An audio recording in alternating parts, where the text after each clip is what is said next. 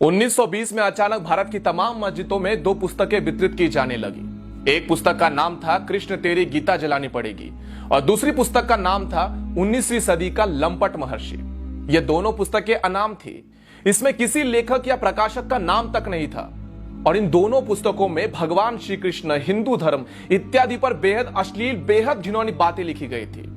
और इन पुस्तकों में तमाम देवी देवताओं के बाद इतने बेहद रेखा चित्र रेखाटे गए थे जिसे हिंदू अगर देख लेता तो उसका खून खौल के उठ जाता।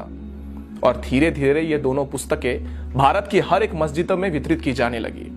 यह बात जब गांधी तक पहुंची तो गांधी ने इसे अभिव्यक्ति की स्वतंत्रता बताकर गौण कर दिया और कहा कि भारत में सबको अपने अपने विचार रखने का, अपने अपनी बातों को रखने का पूर्ण अधिकार है।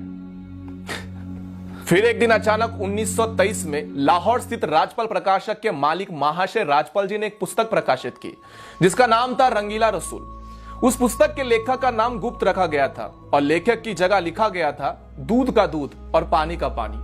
हालांकि उस पुस्तक में असली लेखक पंडित चंपूपति थे जो इस्लाम के जाने माने विद्वान थे और सबसे अच्छी बात यह थी कि उस पुस्तक में कोई भी झूठ नहीं था बल्कि तमाम सबूतों के साथ बाकायदा आयत नंबर, हदीस नंबर इत्यादि देकर कई बातें लिखी गई थी। 1.5 वर्षों तक रंगीला रसूल बिकता रहा पूरे भारत में, कहीं कोई बवाल नहीं हुआ। लेकिन एक दिन अचानक 24 मई 1924 को गांधी ने अपने समाचार पत्र यंग इंडिया में एक लंबा चौड़ा लेख लिखकर रंगीला रसूल पुस्तक की खूब निंदा करी और अंत में 3 पंक्तियां ऐसी लिखी: मुसलमानों को स्वयं ऐसी पुस्तक लिखने वालों को सजा देनी चाहिए।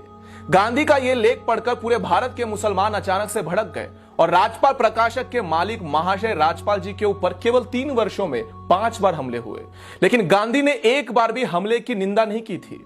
मजे की बात यह है कि कुछ मुस्लिम विद्वानों ने उस पुस्तक रंगीला रसूल का मामला लाहौर उच्च न्यायालय यानी कि हाईकोर्ट में दायर किया।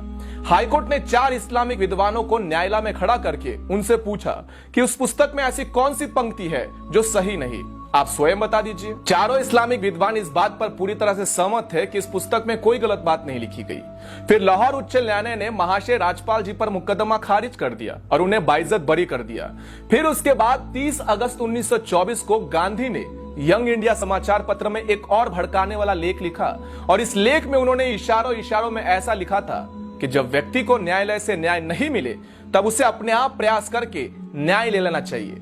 उसके बाद महाशय राजपाल जी के ऊपर 2 बार और हमले का प्रयास हुआ और अंत में 6 अप्रैल 1929 का हमला जानलेवा साबित हुआ जिसमें मोहम्मद इल्म दीन नामक एक युवक ने गदा से महाशय राजपाल जी के ऊपर कई बार वार किए जिनसे उनकी मौत हो गई थी। जिस दिन उनकी हत्या हुई उसके 4 दिन बाद गांधी लाहौर में थे, लेकिन गांधी महाशय राजपाल जी के घर पर शोक प्रकट करने नहीं गए और ना ही अपने किसी संपादकीय में महाशय राजपाल जी की हत्या की निंदा की। उसके बाद अंग्रेजों ने मुकदमा चलाकर मात्र 6 महीनों में महाशय राजपाल जी के हत्यारे इल्म दिल को फांसी सुना दी और वो भी इसलिए कि देश में हिंदू समाज जो था वो पूरी तरह से उबल रहा था और अंग्रेजों को लगा यदि उन्होंने जल्दी से फांसी नहीं दी तब अंग्रेजी शासन भी बर्खास्त हो जाएगा, खतरे में आ जाएगा। उसके बाद 4 जून 1929 को गांधी ने अंग्रेज वाइसरॉय को चिट्ठी लिखकर महाशय राजपाल जी के हत्यारे की फांसी की सजा को माफ करने की अनुरोध किया था। और इसके अगले ही दिन अपने समाचार पत्र यंग इंडिया में एक लेख लिखते हुए जिसमें गांधी ने यह साबित करने का प्रयत्न किया था कि हत्यारा तो निर्दोष है, नादान है, क्योंकि उसे अपने मजहब का अपमान सहन नहीं हुआ और उसने गुस्से में आकर यह हत्या करने का निर्णय ले लिया। दूसरी तरफ तब तक के जाने माने बैरिस्टर मोहम्मद अली जिन्ना ने भी लाहौर हाईकोर्ट के अंदर बाकायदा एक बैरिस्टर की हैसियत से इस मुकदमे में पैरवी करते हुए कहा था कि अपराधी मात्र 19 वर्ष का लड़का है, लेकिन इसने जो अपराध किया है वो बहुत ही बड़ा जघन्य अपराध है।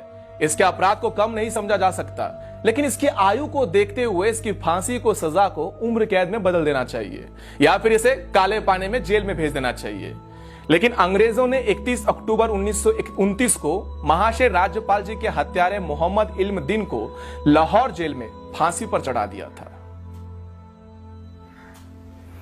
बापू, तुम्हारा अहिंसा का पाठ एक तरफा था।